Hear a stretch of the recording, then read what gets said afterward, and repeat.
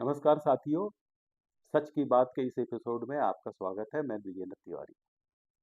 तो 1 तारीख को जो वोट चोरी का आरोप लगाते हुए मोर्चा मुंबई में निकाला गया था, जिसमें राज ठाकरे ने कुछ ऐसे नाम लिए थे और आरोप लगाया था कि ये मतदाता कल्याण डोंबिवली से वोट देने के बाद मलबार हिल में भी वोट देने आए थे। ये बात उन्होंने पिछले विधानसभा चुनाव की थी।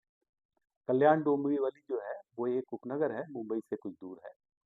और मलबार हिल जो है मुंबई का एक प्रतिष्ठित रईस इलाका है, जहाँ से प्रतिष्ठित बिल्डर मंगल प्रभात लोढ़ा चुनकर आते हैं।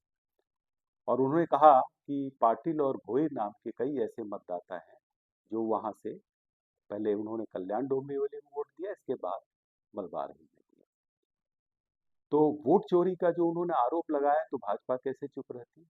तो भाजपा के जो महाराष्ट्र के एक मंत्री हैं आशीष शेलार, आज उन्होंने राज ठाकरे उद्धव ठाकरे पर जोरदार हमला बोला और उन्होंने आरोप लगाया कि वोट चोरी नहीं, वोट जिहाद हो रहा है।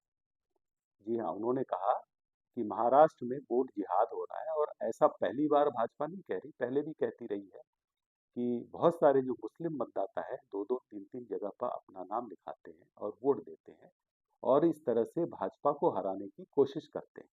इसे ही उन्होंने वोट जिहाद का नाम दिया है।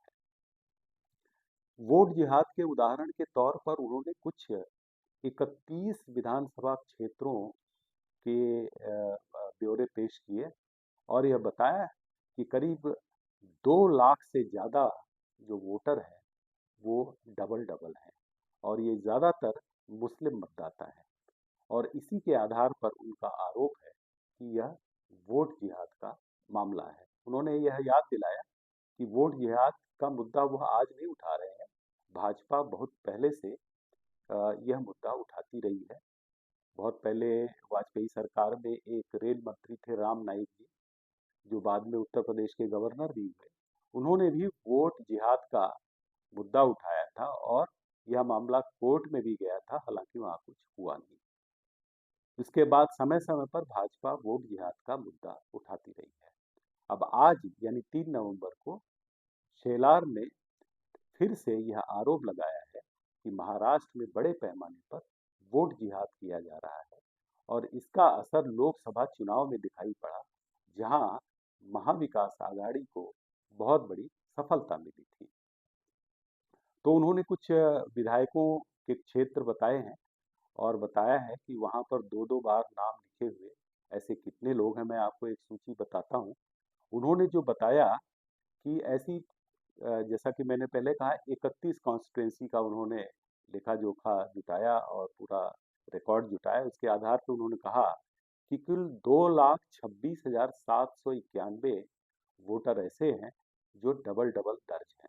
एग्जैक्ट आंकड़ा उन्होंने संख्या बताई है। इसके बाद उन्होंने कुछ विधायकों के नाम लिए और उनके क्षेत्र का नाम लिया और कहा कि वहाँ कम से कम 2 बार तो कई मतदाता दर्ज हैं।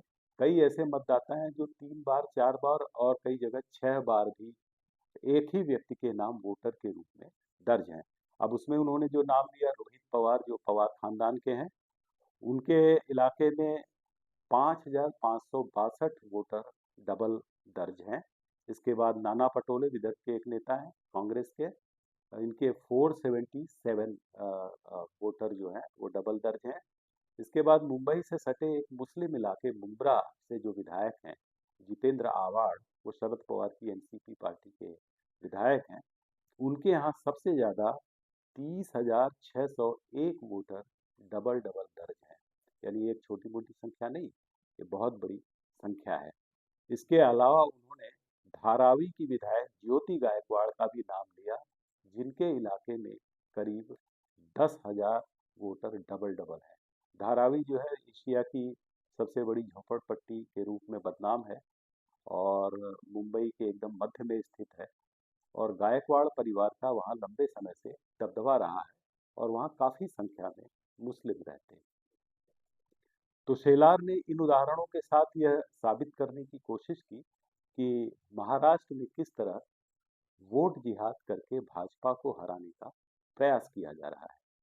एक तरह से उन्होंने चुनौती दी कि जो लोग वोट चोरी का आरोप लगा रहे हैं वोट चोरी नहीं बल्कि वोट जिहाद हो रहा है। तो अब यह मुद्दा तो है तो एक ही, वोट चोरी में भी यही कहा जा रहा है कि लोग अलग अलग डबल ट्रिपल नाम है, कहीं कहीं का नाम कहीं है, एक ही पते पर कई नाम दर्ज है, और वोट जिहाद में भी लगभग सेम जो आरोप हैं वो लग रहे हैं। तो इससे हमें और आपको क्या समझ में आता है? हमें यह समझ में आता है कि पूरे देश में जो वोटर लिस्ट है बहुत बुरी तरह से, एकदम ऐसी अशुद्ध है जिसको बहुत शुद्ध करने की ज़रूरत है। इसे एकदम ठीक करने की ज़रूरत है, क्योंकि ऐसा सिर्फ महाराष्ट्र नहीं, बंगाल में ऐसा कहा जाता है कि सबसे ज़्यादा बोगस वोटर पाए जाते हैं। उसका जो तर्क है, कई लोग कहते हैं कि अगर वहाँ 80% वोटिंग होती है, आप किसी भी चुनाव में देखेंगे तो वहाँ पर बहुत ज़्यादा वोटिंग होती है। 80% कैसे होती है वोटिंग? क्योंकि एक ही व्यक्ति दो दो बार वोट डालता है, और वहाँ ऐसी व्यवस्था, ऐसा तंत्र बना दिया गया है कि बहुत सारे जो वोटर हैं वो दो दो बार वोट करते हैं। वरना 50 से 60% वोटर, उससे ऊपर तो किसी भी राज्य में नहीं जाते। कम से कम मेरी जो जानकारी में है, महाराष्ट्र में बहुत ज़्यादा वोटिंग हुई तो 60-62%, 64% से ऊपर तो कभी वोटिंग हुई नहीं है। तो आखिर बंगाल में 80% वोटिंग कैसे होती है? तो जाहिर सी बात है, कोई तो गड़बड़ी है वहाँ पे, जिसकी वजह से वहाँ वोटिंग परसेंट बहुत ज़्यादा होता है। और इसीलिए अगर आप जिन भी राज्यों में वोटिंग परसेंटेज ज़्यादा है, तो ये सिर्फ जागरूकता का विषय नहीं है, ये गड़बड़ी का भी विषय है। इसलिए हम तो यही मानते हैं कि ये जो वोटर लिस्ट को चाहे चोरी कहें, चाहे वोट जिहाद कहें, पूरे देश में वोटर लिस्ट को दुरुस्त करने की बहुत ज़रूरत है। यानी एक ही व्यक्ति अगर दो दो तीन तीन बार, तीन तीन जगह जाकर वोट दे, तो ये बड़ी शर्मनाक बात है, और ये भारत के लोकतंत्र के लिए बहुत नुकसानदेह है।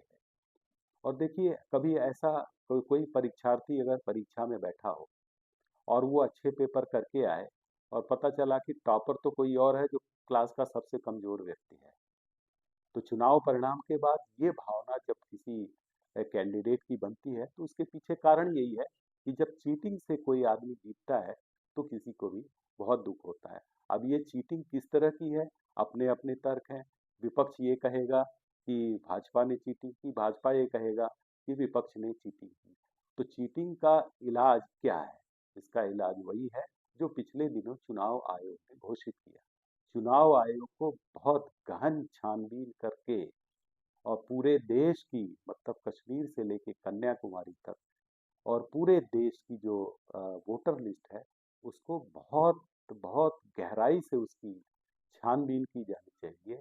और यह देखना चाहिए कि बोगस वोटर, दूसरे देशों के वोटर हमारे देश में आकर कैसे हमारी देश की लोकतंत्र का मखौल उड़ाते हैं।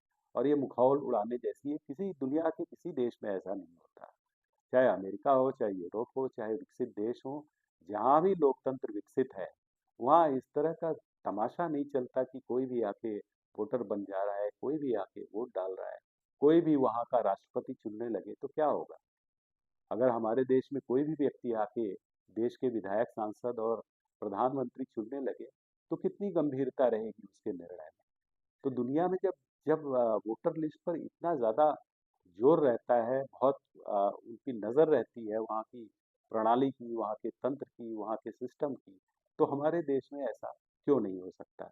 तो इस बात पर गौर करने की ज़रूरत है, और आरोप प्रत्यारोप से आगे बढ़कर सभी राजनीतिक दलों को, चाहे वो कांग्रेस हो, शिवसेना हो, बीजेपी हो, एनसीपी हो, चाहे तृणमूल कांग्रेस हो, चाहे बिहार की पार्टियां आरजेडी हो, या फिर अखिलेश की पार्टी हो, कोई भी पार्टी हो, सबको इस मामले में तो कम से कम एकजुट हो जाना चाहिए।